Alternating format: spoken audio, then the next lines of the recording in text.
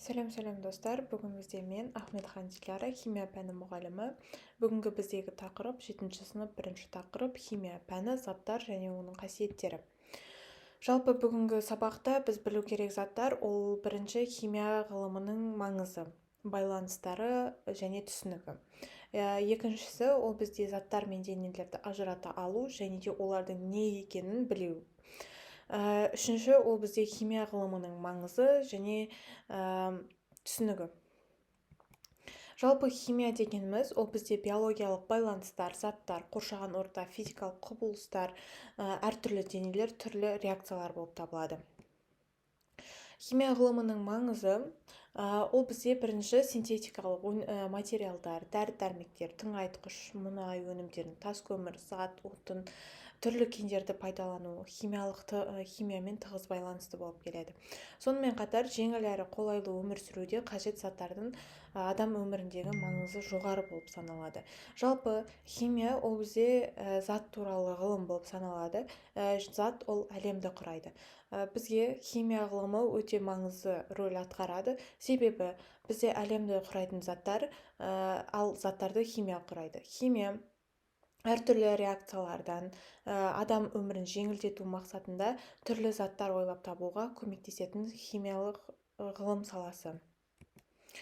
Химияның негізгі міндеттерін бөліп көрсетуге болады. Ол бірінші заттарды тазарту әдістері.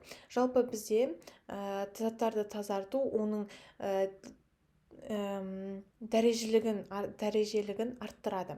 Және ерекше тазаланған заттар ол радиоэлектронды өндіріс пен медицинада қолданылады. Жалпы таза заттар, тазартылған заттар көбінесе медицина саласында кеңінен қолданылады. Екіншісі, ол белгілі бір сипатқа не бүгінгі күн талабына сай материалды алу. Ол бізде заманауи заттар болып саналады. Ал үшіншісі, заттардың қасиеттерін зерттеу және оларды іс жүзінде қолдануды үйрену.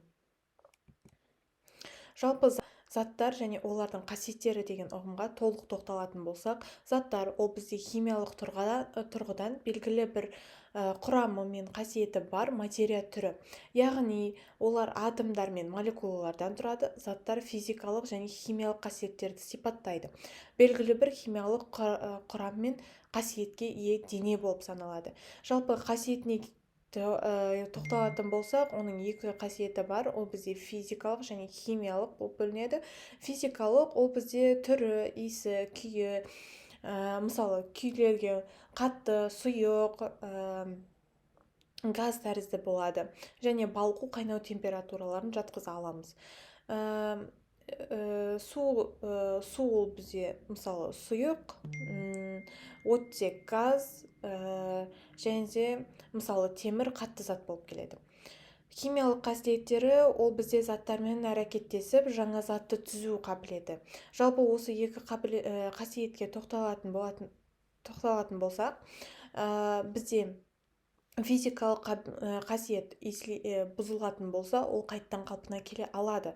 Ал химиялық қасиет бұзылатын болса, онда ол қалпына келе алмайды. Мысалы, химиялық қасиетке сүттің ашуын жатқыза аламыз. Егер сүт ашса, оның орнына жаңа зат түзіледі деген сияқты. Ал ол сүт қайттан орнына қайтып келе алмайды. Осы заттарды толық түсіне алуымыз керек және ажырата алуымыз керек. Заттар ол бізде денелерді құраушылар. Физикалық және дене және зат ұғымдарын бір-бірімен ажырата білуіміз қажет. Мысалы, айсберг судан тұрады, шеге темірден тұрады. Заттан құралған дене. Заттардың бір-бірінен айырмашылығы немесе өзара ұқсастығын көрсететін белгілі бір олардың қасиеттері деп аталады. Кез келген дененің пішіні мен көлемі болады, соған сәйкес әр заттың агрегаттық күйі болады. Тығыз түсі, жылтырлығы, жалын түсі, иісі, дәмі, ерілгіштігі, суда ерігіштігі, электр тоғын өткізгіштігі деген секілді. Бізде мысалға алатын болса, қатты заттар тығыз болып келеді, және де оның пішіні өзгермейді. Ал сұйық заттар ол бізде тығыздығы төмен болады, және де ол өз көлемін сақтай алады. және де газ ол бізде көлемі тұрақсыз болып келеді. Адамның табиғатқа тигізетін оң және теріс әсері. Барлығымыз білетіндей, адам ол бізде ғылым саласында маңызды рөл атқаратын және де соны ойлап табатын адамдар болады. Және де біз осы химия, физика ғылымдарын дамыту мақсатында түрлі заводтар, басқа заттар ашып жатырмыз. Сол себепті бұның барлығы ғылым саласынан дамығанымен табиғатқа кері әсерін тигізуде. Болашақта орны толмас олқылықтарға тап болмау үшін адамдар өздеріне қажетті заттарды өндіруді, қоршаған ортаға зиян келтірмеу жолдарын іздеуі керек және ескілерінің орнын алмастыратын неғұрлым тиімді материалдарды ойлап табуы тиіс. Мысалы, бізде заводтар көбінесе ол зиян болып келеді, өйткені одан көптеген түтіндер шығады, ол ауаны ластайды. Бұлардың орнына басқандай бір әдіс ойлап табу керек деп санаймын, себебі ол бізде табиғатты ластайды және ол тек табиғатқа ғана зиян келтіре қоймайды, ол адамдардың өзіне де зиян болады. Сонымен қатар қалдықсыз өндірістер әдістерін қолдану, табиғат шикізаттарды тиімді пайдалану, өнеркәсіп пен тұрмыстық қалдықтарды қайта өңдеу тәсілдерін еркін өркендетуі қажет. Мысалы, біз қазіргі кезде элементарны мусорларды алып жерге тастай саламыз. Оларды қайттан қоқыс жәшігіне тастап, оларды өңдейтін болсақ, ол бізде пайдалы өнімге алып келеді. Жалпы химия ол бізде тез дамып келе жатқан ғылыммен, физика ғылымымен қосып есептегенде техникалық прогресс негізгі қозғаушысы болып табылады. Жалпы химия ғылымы ол бізде қарқынды даму үстінде, әртүрлі реакциялар, әртүрлі қоспалар, әртүрлі